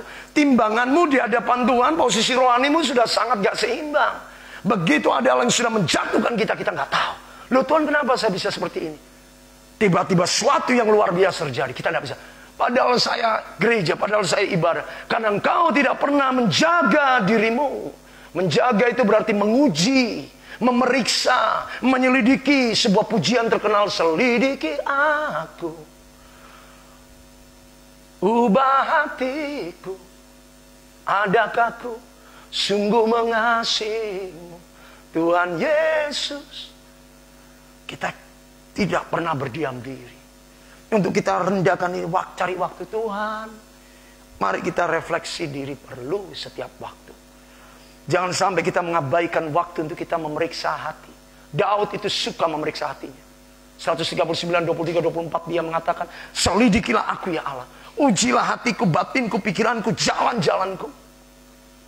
Tidak hanya sekedar melangkah berjalan. Itu nanti kalau sudah melangkah berjalan, maka mereka berlari seperti angin dan bergerak terus. Demikianlah mereka bersalah dengan mendewakan kekuatannya. Orang mengandalkan kekuatannya itu, ya tadi, wah sibuk kesana kemari dan sebagainya. Sampai dia nggak tahu apa yang dia kerjakan sebenarnya. Angin seperti angin. Bapak Ibu, ini waktunya kita harus mengambil waktu berdiam diri. Keadaan sudah semakin berat. Peristiwa-peristiwa bangsa ini, bangsa-bangsa dunia semakin, tantangannya sudah tidak kecil lagi. Begitu banyak isu peristiwa yang terjadi, yang menuntut kita tidak bisa hanya mengharapkan pemerintah kita bersikap bijaksana. Tapi kalau rakyatnya, gereja kita tidak juga berdoa untuk pemerintah. Bagaimana dia bisa mengalami kekuatan? Pejabat-pejabat itu tahu nggak, kalau mereka cerita, mereka baru tidur jam 2 pagi. Dan jam 6 sudah bangun. Ahok, Bu Risma, itu kalau sistem kerjanya kayak gitu. Jam 12, jam 1 masih urun di jalan. Terus besok jam 6, terus pertanyaannya, when they pray. Jangan katakan, oh mereka punya waktu. Kita perlu waktu berdiam diri. Karena itu kita harus topang mereka. Sebagai warga negara, sebagai umat Kristen yang ada di tengah bangsa ini, kita harus topang. Terlebih dalam situasi-situasi krusial dalam menghadapi musibah, bencana, termasuk segala isu yang terjadi, doa kita menopang. Tapi kalau kita juga sibuk dengan diri kita sendiri, urusan kita sendiri, kita tidak punya waktu untuk berdoa untuk mereka. Doa kita hanya untuk saya, dan saya untuk kita sendiri. Bagaimana kita bisa berdoa untuk bangsa ini, untuk orang lain? Nanti kalau tiba-tiba bangsa ini mengalami suatu kesulitan, kita baru berdoa. Mari, keadaannya sudah sangat dekat waktunya. Kita harus mencari Tuhan. Berdoa dengan sikap berjaga-jaga. Pada ayat 35 dikatakan, Berjaga-jagalah senantiasa sambil berdoa supaya kamu beroleh kekuatan untuk luput dari semua yang akan terjadi. Dan supaya kamu tahan berdiri di hadapan Anak Manusia. Bapak Ibu, hal ini harus terjadi. Sudah diawali dengan Lukas 21 ayat 9 sampai 17 tentang permulaan penderitaan. Kondisi yang ada hari ini, mulai peristiwa 2020 sampai hari ini dan berbagai peristiwa alam, ini semuanya harus terjadi. Sebab itu dikatakan supaya jangan dengan tiba-tiba pada ayat 34 terakhir. Supaya jangan dengan tiba-tiba hari Tuhan jatuh atas padamu seperti suatu jerat. Sebab semuanya itu menimpa seluruh penduduk bumi.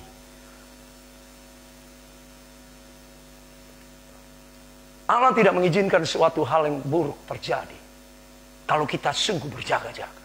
Saya harus katakan ini. Kalau engkau tiba-tiba mengalami sebuah keadaan yang mengejutkan dan membawa keadaan kita yang semakin buruk, kekhawatiran yang menjadi-jadi, maaf, itu seperti jerat yang dengan tiba-tiba, seperti hari Tuhan datang menimpa atasmu. Engkau tidak akan menerima kekuatan untuk menerima keluputan dari semuanya itu. Menantikan Tuhan itu belum lagi dengan bertahan. Orang yang tidak memakai jubah kemuliaan tidak akan tahan. Engkau bisa tutup matamu, tidak bisa mendengar suara sangkakala itu akan memegahkan telingamu. Hanya orang-orang yang berjaga-jaga membangun manusia roh, yang roh penurut daging lemah ini harus dikalahkan, ditaklukkan. Bukan dituruti, bukan dibalik. Roh yang lemah, daging penurut. Bukan demikian. Roh itu yang penurut, daging ini lemah. Artinya daging ini harus semakin disalibkan, dikuburkan, dimatikan supaya roh kita semakin kuat. Sehingga kita membangun kehidupan yang berjaga-jaga. Sampai kita tidak mengalah, diluputkan dari semua peristiwa yang terjadi. Ini waktunya kita harus berjaga-jaga. Dan melalui doa. Dan bukan hanya berjaga-jaga untuk diri kita sendiri. Lukas 22 ayat yang ke-31 mengatakan, bukan hanya untuk diri kita sendiri. Kita berjaga-jaga ini sebenarnya adalah untuk sekaligus bagaimana kita juga bisa mengingatkan orang lain. Simon lihat iblis menuntut untuk menampi kamu seperti gandum. Ayat 32, tetapi aku ini telah berdoa untuk kamu supaya imanmu jangan gugur. Dan jikalau engkau sudah insaf, kuatkanlah saudara-saudara.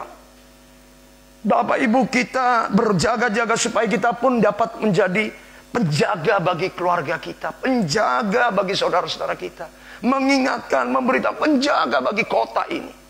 Seperti yang dikatakan Yesaya 62 ayat yang ke-6 dan 7. Di atas tembok-tembokmu, hai Yerusalem, telah kutempatkan pengintai-pengintai, baik siang maupun malam, tidak pernah berdiam diri. Artinya mereka selalu berjaga-jaga dalam sikap doa. Hai engkau yang harus mengingatkan Tuhan kepada Sion, jangan engkau tinggal tenang dan janganlah biarkan dia tinggal tenang. Ayat yang ke-7, Yesaya 62. Sampai ia menegakkan Yerusalem dan membuatnya menjadi kemasyuran di bumi. Mengintai Habakuk berada di Nabi Habakuk ada di tempat menara pengintaian. Ini adalah jangan sampai tempat menara pengintaian itu kosong. Jam-jam yang mestinya di sana ada penjaga untuk berdoa, tidak ada orang yang berdoa di sana. Semuanya menikmati segala kesenangan sampai sehingga tidak tahu apa yang menjadi pernyataan Tuhan. Sampai tiba-tiba kuasa kegelapan dunia ini menyerbu dan semuanya hanya bisa pasrah dengan keadaan yang terjadi. Karena itu kita harus ada di tempat pengintaian, ada di menara kita. Berjaga-jagalah untuk keluargamu. Mari pribadi lepas pribadi, suami, istri, mari bangun menara doamu. Supaya jangan sampai iblis kan tiba-tiba menyerang rumah tangga, kehidupan pribadi kita dalam hal apapun. Karena engkau tidak ada di tempat menara. Engkau tidak ada pada jam-jam waktu di mana seharusnya kita mengingatkan Tuhan. Tuhan, siang dan malam. Supaya jangan kuasa-kuasa dunia ini dan tiba-tiba menyerbu. Sehingga, dan kita tidak tahu alasannya. Kenapa? Karena kau tidak berjaga-jaga. Engkau tidak ada di dalam menara doa. Engkau sibuk dengan segala sesuatu yang menjadi kesibukan. Yang kedua, kita harus berwaspada. Sampai kewaspadaan kita itu juga dapat menolong orang lain, keluarga kita, sampai kepada kota di mana kita tinggal. Berdoalah untuk kesejahteraan kota ini. Usahakanlah kesejahteraan kota ini dan berdoalah. Yeremia 29 ayat yang ke-7. Kita harus berdoa. untuk kesejahteraan kota.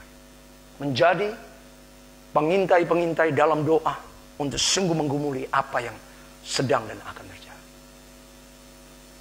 Ya. Hal inilah yang Allah mau terus lakukan, nyatakan dalam kehidupan kita. Akhirnya saya harus akhiri ini. Berdoa itu bicara warfare spirit sebenarnya Bapak Ibu. Peperangan rohani. Bapak Ibu, sesungguhnya kehidupan kita ini adalah sebuah medan peperangan rohani antara yang baik dan yang jahat, antara gelap dan terang, antara anak-anak Allah dan anak-anak si jahat, iblis setan dengan segala cara. Sebab itu pada akhir zaman akan ada dua kubu, terang dan gelap, kebaikan dan kejahatan. Orang yang mau berjalan dalam kebenaran dan orang yang tetap mengikuti segala nafsu keinginannya. Sebab itu seperti yang dikatakan Habakuk, sesungguhnya orang membusukkan dada tidak lurus hatinya, tetapi orang benar akan hidup karena percayanya. Keadaan hidup yang kita alami ini bukan semata-mata terjadi begitu saja. Oh ya, susah, senang. Tidak, ini dipengaruhi oleh sebuah keadaan ilahi yang tidak kelihatan. Itulah peperangan rohani yang harus kita menangkan dalam kehidupan ini. Supaya apa? Supaya kita menerima yang baik daripada Tuhan. Iblis berusaha menghalangi setiap yang baik yang Allah mau berikan pada kita. Sebab itu Allah panggil kita untuk berjaga-jaga berdoa supaya iblis tidak bisa menghalangi itu. Supaya Tuhan selalu melihat bahwa ada perlindungan tangan Allah, penyertaan Tuhan, dan kita menerima kebaikan Tuhan. Ingat, iblis musuh kita. Iblis hanya datang untuk mencuri, membunuh, dan membinasakan. Iblis tidak mau anak-anak Tuhan, anak-anak manusia jalankan anak Tuhan. Makanya lihat hari-hari ini begitu banyak anak-anak manusia, orang-orang dunia ini yang kalau sudah tidak mampu mengatasi stres, bunuh diri aja lebih baik. Tinggalkan rumah tangga. Dan yang tidak berjaga-jaga lagi dalam segala sesuatunya, melakukan sebuah kehidupan yang tidak sesuai dengan etika moralitas Kristen. Hidup ngomong sembarangan, ngaco sembarangan, tingkah laku sekarang memalukan orang banyak. Kenapa bisa terjadi demikian? Padahal orang Kristen, padahal ke gereja. Karena tidak sadar bahwa hidup ini adalah sebuah medan peperangan rohani yang gak kelihatan, namanya aja rohani. Peperangan terjadi di dalam roh. Itu implikasinya, akibatnya terjadi. Kenapa kita tiba-tiba bisa marah, kita bisa tersinggung, sensitif sama orang, iri, dengki, sakit hati. Itulah peperangan rohani. Padahal kita keluar dari rumah dalam keadaan damai. Kita lupa untuk memprotek, menjaga, melindungi, menjaga, berjaga-jaga melalui doa-doa kita. Sehingga ada sesuatu hal membuat kita langsung kita gelisah, khawatir, tidak tenang. Kenapa ini bisa terjadi? Karena ada peperangan rohani yang terjadi dalam kehidupan kita. Saudara mau dalam keadaan sehat, baik, terluka, ya, atau saudara sebaliknya juga semakin mengalami keadaan yang buruk dalam kehidupan kita, tergantung bagaimana sikap kita di dalam doa. Engkau sedang merebut kemenangan di dalam doa-doa. Sebab itu doa bagi saya bingung kalau ada orang Kristen cuma doa basa-basi. Saya tidak katakan lamanya setengah jam, 1 jam, tidak. Berdoalah walaupun 10 menit, kau tahu kau sungguh-sungguh berdoa. Benjamin Franklin itu adalah pendiri negara Amerika. Dia dikenal 50 tahun berdoa. Berdoa, orang cuma tahunya dia sebagai salah satu founder nation of USA pada abad 17. Sebelum presiden pertama Amerika, George Washington. Tapi sebenarnya di balik layar ini semuanya adalah seorang Benjamin Franklin. Dia itulah yang menemukan penangkal petir yang sederhana. Tahukah rumah-rumah ini kalau tidak terbakar, kalau tidak ada penangkal petir? Tahukah saudara hal yang sederhana siapa yang menemukan ini? Benjamin Franklin. Orang ini suka berdoa, doanya tidak panjang, tulisannya saya simpan dalam buku pribadi saya. Ketika saya menemukan kehidupan rohani seorang Benjamin Franklin.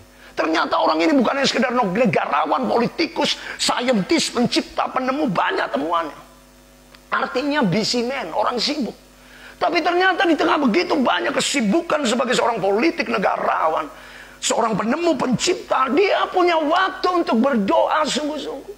50 tahun lamanya. Berdoa, berdoa, berdoa.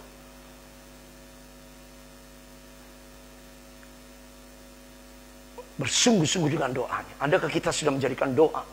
Ini adalah medan peperangan, Bapak. Maaf. Kalau kita tidak sungguh-sungguh masuk dalam doa-doa kita, ya, bagaimana kita bisa memenangkan roh jahat sama roh Kristus? Roh kebenaran yang kita bangun. Makanya di orang Kristen kok kemajuannya tidak menonjol. Pertumbuhan rohaninya kok tidak begitu. Padahal sudah bertahun-tahun. Karena dia tidak tahu bahwa ada peperangan rohani. Ada iblis musuh yang kalau engkau tidak jaga di dalam doa. Doa-doamu tidak menjadi doa untuk kau berperang. Kau mengatakan, Tuhan sertai aku, Tuhan lindungi aku, Tuhan jaga hidupku. Supaya hari ini aku terima kemenangan dan kehendakmu terjadi. Supaya engkau pakai aku memuliakan. Kita tidak lakukan itu. Makanya kita seringkali kecolongan. Kita kecurian, damai sejahtera, sukacita kita. Kebenaran yang seharusnya kita lakukan, kita pertanggungjawabkan, kita abaikan, kita berbuat seenaknya saja. Kalau marah-marah aja. Sampai-sampai kalau mengucapkan kata-kata yang sembarangan, kita ucapkan saja. Tidak mikir dulu kenapa itu terjadi. Karena kita tidak memahami peperangan rohani ini. Secara cepat, dalam peperangan rohani ada dua hal yang kita perhatikan. Yaitu kita harus tahu bahwa ada dua area dalam peperangan rohani yang kita perhatikan. Holy ground dan battleground. Holy ground, holy kudus. Tempat kudus, battle itu tempat pertempuran. Ada banyak orang Kristen lebih suka, lebih sering ada di battleground. Tapi sedikit yang ada di holy ground. Ini yang menyebabkan kekristenan mereka kemudian menjadi kekristenan yang lemah. Terkalahkan, tertawan oleh dosa, tertipu daya oleh dosa. Dipengaruhi oleh dosa, dunia dengan segala tariknya. Kenapa? Karena mereka lebih banyak di battle. Battleground ini ya tadi pekerjaan kita, pertemuan kita dengan orang-orang kita temui, percakapan kita, kesibukan kita, keluarga kita, kita pun sibuk sehari-hari. Kalau ini tidak dimulai dengan holy ground, tidak dimulai dengan waktu kita dengan Tuhan ada di tempat kediaman Tuhan, ini akan menjadi sebuah celah terbesar. Jangan menyebut diri kita sibuk sebagaimanapun rupa. Kalau engkau melupakan holy ground, you always go to the battle. Dengan apa engkau berperang? Prajurit perang tanpa senjata mana bisa? Itu bunuh diri. Banyak anak Tuhan gak sadar. Mereka suka berada di medan peperangan tapi tanpa perlengkapan senjata Allah. Karena itu Paulus berkata, akhirnya adalah kamu kuat di dalam Tuhan, di dalam kuat kuasanya. Pertanyaannya bila mana kita kuat di dalam Tuhan, di dalam kuat kuasanya. Paulus menyebutkan kemudian, berbicara tentang perlengkapan senjata rohani, berbicara tentang siapa musuh yang tidak tinggal diam memerangi kita. Itulah penguasa, pemerintah, penghulu roh-roh jahat di udara. Dan itu semuanya terjadi bila kita berdoa. Efesus 6 ayat 18 dikatakan dalam doa dan permohonan. Berdoalah setiap waktu dalam roh dan berjaga-jagalah dalam doamu. Dengan permohonan yang tidak putus-putusnya. Pada orang-orang kudus. Efesus 6 ayat 18. Paulus tahu inilah berdoalah setiap waktu di dalam roh. Dalam roh, roh kudus menjadi kunci. Bagaimana kita bisa berdoa yang sebenarnya. Bahkan dengan permohonan yang tidak putus-putus ya, berjaga-jagalah dengan permohonan yang tidak putus-putus untuk segala orang, juga untuk aku. Kata Paulus selanjutnya. Supaya aku juga aku membuka mulutku diberikan keberanian untuk menyatakan rahasia Injil Kristus. Berdoalah untuk aku, ayat penutup. Berdoa tentang doa ini. Efesus 6 ayat 10 sampai dengan 20 itu bicara tentang doa. Peperangan rohani yang sesungguhnya.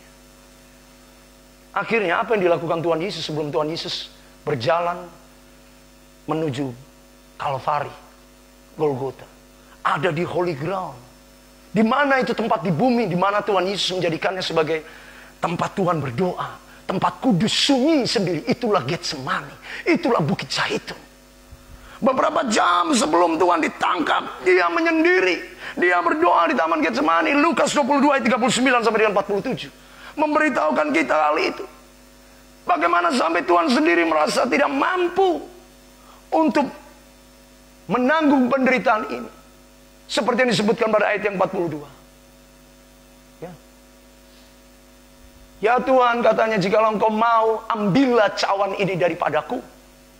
Tetapi bukannya kehendakku, melainkan kehendakmu lah jadi. Maka seorang malaikat dari langit menampakkan diri kepadanya untuk memberi kekuatan padanya. Lukas 22 ayat 43. Ia sangat ketakutan, semakin ketakutan, dan makin sungguh-sungguh berdoa. Bukan makin bingung, bukan anak manusia aja harus berada di holy ground. Sebelum dia menerima sebuah keadaan battleground, peristiwa penghakiman, pengadilan yang tidak fair, tidak adil, tuduhan-tuduhan palsu, penganiayaan yang sudah dimulai sejak dia diambil dari Taman Getsemani seperti pencuri. Kepadanya dilakukan kekerasan sampai dia diadili di depan rumah Imam besar Kayafas, rumah Pontius Pilatus, dan seterusnya. Bagaimana anak Allah melewati itu semuanya? Sebelumnya dia ada di holy ground. Sekali lagi saya mengakhiri kebenaran malam hari ini hal berdoa. Engkau harus menjadikan doa tempat tumbuhan. Hari ini saya dapat tetap berdiri sebagai hamba Tuhan. Dengan apa yang menjadi integritas Tuhan berikan. Kalau saya tidak hidup dalam doa, Anda bisa. Anda boleh tanya istri saya. Sabtu saya buat doa puasa untuk mempersiapkan hari Minggu. Full. Hari ini saya khotbah, saya sepanjang siang saya ambil waktu doa. Setiap pagi kami keluarga, istri dan anak-anak berdoa pagi paling sedikit 2 jam. Sebab itu kami dapat bersaksi begitu banyak kebaikan Tuhan kami. Begitu banyak hal ajaib kami. Sakit sembuh. Apapun terjadi. Karena ini tadi kita menghadapi bukan dengan kuat dan gagah kita. Tanpa roh Tuhan, tanpa kita berseru, siapa yang kita bisa andalkan? Pikiran kita. Kita ini debu Bapak Ibu. Baru kena duri aja berdarah.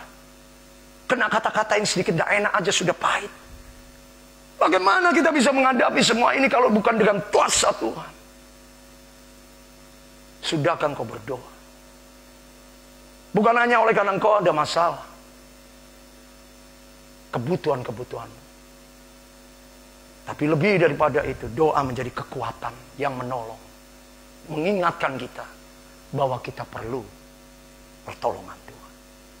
Doa itu berarti mengajarkan kita untuk merendahkan hati dan berkata, Lord, I need you. I cannot live without you. Saya tidak bisa hidup tanpa-Mu. Itulah hal sederhana tentang doa. Kita diingatkan bahwa kita tidak bisa berjalan hidup tanpa Tuhan. Berdoalah, musuh selalu mengintai kejatuhan. Mari berjaga-jaga. Amin. Mari kita berdoa. Haleluya. Bapa di surga, kami sudah mendengar berita-berita menyedihkan. Bapak Ibu berita, kita tidak perlu sebutkan tempatnya, rumah yang hancur. Barang rumah sudah hilang, lenyap terbawa arus. Di tengah kita lihat masih mendung, awan hujan, lihat gelap. Bagaimana dengan tempat keluarga saudara-saudara kita? Yang sedang saudara sebangsa mengalami penderitaan, rumah mereka hancur, mereka tinggal di mana? Bagaimana dengan kebutuhan makan minum mereka? Uang mereka bisa juga ikut hilang, dompet semuanya. Waktu-waktu yang terakhir, di jam-jam terakhir, dalam menit kehidupan di akhir zaman sudah nyata. Gereja Tuhan kita dipanggil untuk berdoa. Hari ini mau KKR bagaimana? KKR semua PSBB. Tidak boleh mengumpulkan masyarakat, artinya penginjilan terbatas. Tapi doa tidak pernah dapat dibatasi oleh Bapa. Berdoalah dari tempat di mana kita berdiri. Berdoalah ketika engkau dengar adanya beban-beban doa, permohonan-permohonan doa. Jangan hanya memikirkan doa untuk dirimu sendiri. Berdoalah untuk peristiwa. Kami setiap pagi membawa doa dalam jemaat. Jemaat kami 2 jam menghabiskan banyak doa. Doa untuk bangsa. Doa untuk jemaat. GBM of Truth. Itulah setiap pagi kami sekeluarga bergiliran. Setiap pagi. Anak kami mengingat bahwa ada hal-hal yang harus kami doakan selain diri kami sendiri. Ada banyak hal dalam hidup ini yang kita tidak bisa menjadikan doanya waktu kita dengan Tuhan hanya untuk memuaskan kebutuhan kita. Mari lihat, saya sedih dengan kondisi dan kita tidak bisa berbuat apa-apa untuk melakukan hal yang lebih. Hari-hari ini begitu banyak orang harus ditolong di berbagai tempat. Di tengah bangsa kita, tidak usah ngomong dunia, di tengah bangsa ini ada banyak orang yang sedang perlu pertolongan. Sebab itu kita yang berada di tempat yang lebih baik, Tuhan masih memelihara, Tuhan menjaga, Tuhan meluputkan daripada berbagai musibah. Biarlah kita menggunakan kesempatan yang ada ini untuk kita berdoa, kita membangun betul mesbah doa, menara doa, tempat pengintaian, supaya kita didapati sungguh sedang berjaga-jaga, berwaspada. Dan apabila kita sudah kuat secara rohani, sadar bagaimana kita dipanggil bukan hanya untuk memperhatikan diri kita, berdoa untuk orang banyak. untuk orang lain yang ada di sekeliling kita, untuk kota ini, untuk bangsa ini, untuk situasi kondisi yang sedang terjadi. Dunia ini perlu doa-doa kita, anak-anak Tuhan. Tidak cukup hanya kebijaksanaan pemerintahan, tidak cukup hanya sebuah usaha jeripaya daripada sebuah usaha, tapi perlu doa-doa, sebab semuanya ditentukan oleh kehendak Tuhan. Supaya Allah menyatakan kehendaknya, kebaikannya, sehingga setiap usaha tidak menjadi usaha yang sia-sia, tidak menjadi usaha yang percuma, tapi semuanya boleh didapati berkenan. Dan itu semuanya sesuai dengan kehendak Allah, sebagaimana Roh Kudus yang menolong kami berdoa. Sebab kami sendiri tidak tahu bagaimana seharusnya kami berdoa. Roh Kudus ambil alih hidup kami. Hari-hari ini setiap keadaan, jemaat, bahkan sejauh pelayanan online ini menjangkau, apabila ada hati-hati yang gundah gulana, gelisah dalam ketidaktahuan, kekhawatiran, tidak tahu dari mana, bagaimana pertolongan, bahkan untuk berdoa, berkata-kata, Roh Kudus lawat mereka, urapi hati mereka, sehingga sungguh mereka sepenuhnya hanya berserah kepada Tuhan dan melihat Tuhan Yesus sendiri yang menolong mereka sebagai jawaban, yang memberikan kelegaan. Sampai kami mengerti Roma 8 ayat 28. Kita tahu sekarang bahwa Allah turut bekerja dalam segala hal untuk mendatangkan kebaikan. Karena kami mengerti Roh Kudus menolong kami. Roh Allah itu yang membantu kami dalam doa-doa kami, sehingga kami bisa berjalan sampai kepada waktu di mana kebaikan Allah dinyatakan dalam hidup kami. Ajar kami Roh Kudus. Seperti Habakuk sedemikian rupa. Dia tidak pikirkan dirinya, dia berteriak menjerit untuk sebuah vision, penglihatan tentang sebuah kejahatan, kerusakan manusia, dunia yang begitu besar, dan dia melihat akhir zaman. Tuhan tolong kami sebagai anak-anak-Mu, orang percaya, agar kami semakin dekat dengan Tuhan.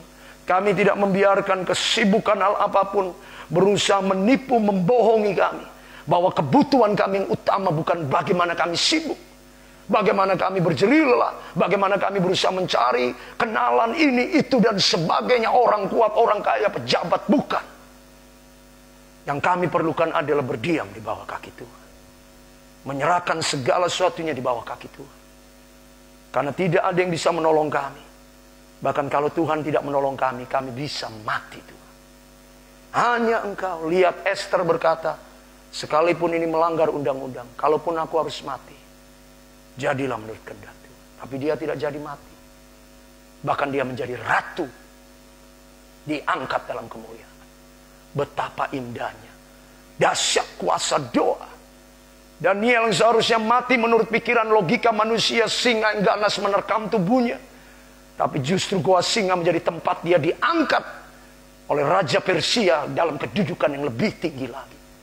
Paulus dan Silas keluar penjara bukan sebagai seorang tertuduh, terdakwa yang melakukan kejahatan dengan kepala tertunduk. Dia keluar diantar oleh pejabat-pejabat Romawi yang ada di Filipi. Dengan malu hati mereka berkata, jangan katakan ini kepada orang lain. Ini kesalahan kami.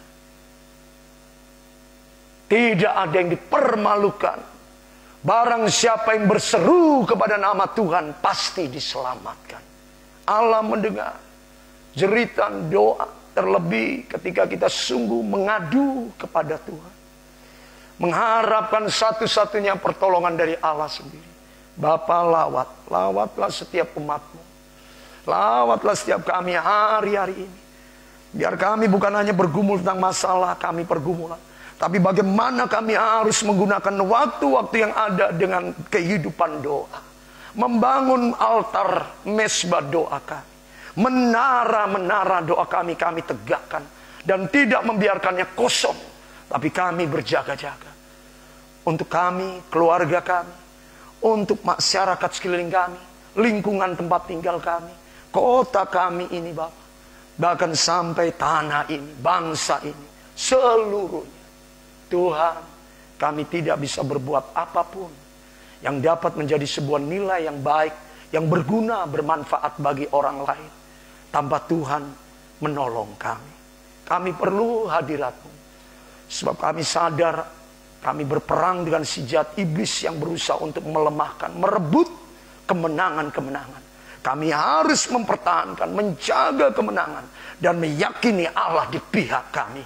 Melalui doa-doa kami pasti mengalami kemenangan. Mujizat, keajaiban, hal yang luar biasa. Sebagaimana janji Tuhan, ini tahun penerobosan. Allah pasti melakukan penerobosan yang ajaib dalam setiap doa dan permohonan kami, dalam perkenanan Allah Bapa yang sempurna. Terima kasih. Kami mengucap syukur. Meteraikanlah firman Tuhan, jadikan kami pelaku firman. Hidup kami berbuah-buah dalam kemuliaan Allah Bapa yang sempurna. Bangkit berdiri jemaat Tuhan, terimalah berkat Tuhan. Dari surga Allah menyinari kita dengan wajahnya, memandang dengan kasih karunia kemuliaan diberikannya kepada kita. Dalam berkat Allah Bapa, Allah Anak, Allah Roh Kudus yang sudah memeteraikan perjanjiannya dengan darah Kristus oleh firman Tuhan. Maka setiap janji-janji Allah itu pasti terjadi. Tidak gagal, tidak mungkin meleset, dan tidak pernah terlambat. Berkat Allah Bapa yang mendatangkan sukacita, damai sejahtera, kebahagiaan, pertolongan yang memberikan kelegaan, mujizat, keajaiban, tanda-tanda, kekuatan iman yang memimpin hidup dalam takut akan Tuhan, dan menghasilkan buah-buah yang mendatangkan kemuliaan bagi Allah Bapa, kemasyuran, kepujian, dan hormat syukur daripada Tuhan Yesus Kristus turun, memenuhi, melimpah, tercurah bagi seluruh keluarga jemaat Mugibeum of Truth. Tuhan melawat kami semuanya, memenuhkan kami semuanya dengan hadiratnya yang luar biasa. Keluarga kami sebagai orang tua, suami, istri, anak-anak kami, pekerjaan, jerilah, masa depan, rencana, segala cita-cita, semuanya kami letakkan di tangan Tuhan. Dan kami percaya Allah sudah memberikannya, menjawabnya dari surga, dalam kemuliaan Allah Bapa, Allah Anak, Allah Roh Kudus yang kekal, dahsyat, dan ajaib. Kami sudah menerima berkat Tuhan. Dalam nama Tuhan kami Yesus Kristus, kami sudah berdoa, dan bersama-sama kita katakan amin. Kita beri kemuliaan.